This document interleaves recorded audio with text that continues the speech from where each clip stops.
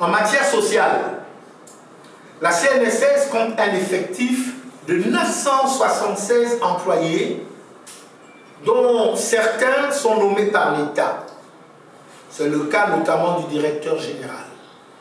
Seuls 3% de ces 1976, en fait la CNSS compte un effectif de 1976 employés. Seuls 3% de ces 1976 agents ont été formés au métier de la sécurité sociale. Je répète, seuls 3% de ces 1976 agents ont été formés au métier de la sécurité sociale.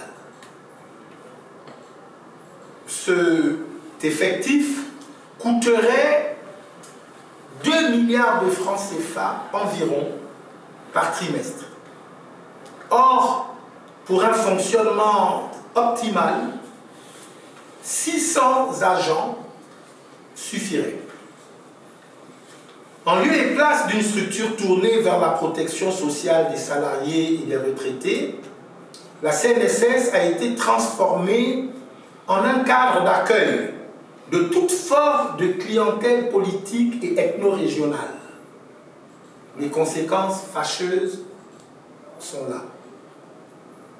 En matière financière et comptable, découvert sur presque tous les comptes bancaires de la CNSS.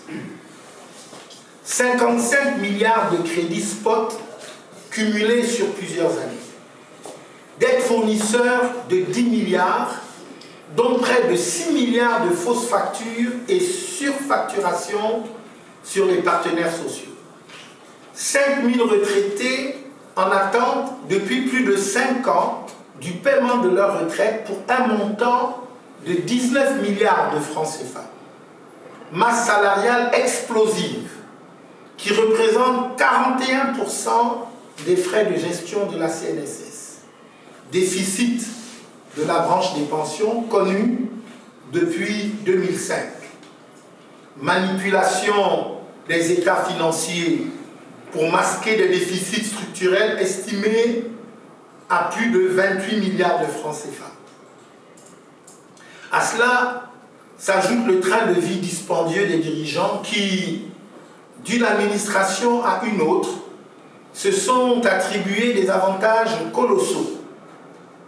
Frais de mission, primes de recouvrement et divers forfaits ou bonus pour des montants chiffrés à plusieurs millions de francs CFA par jour.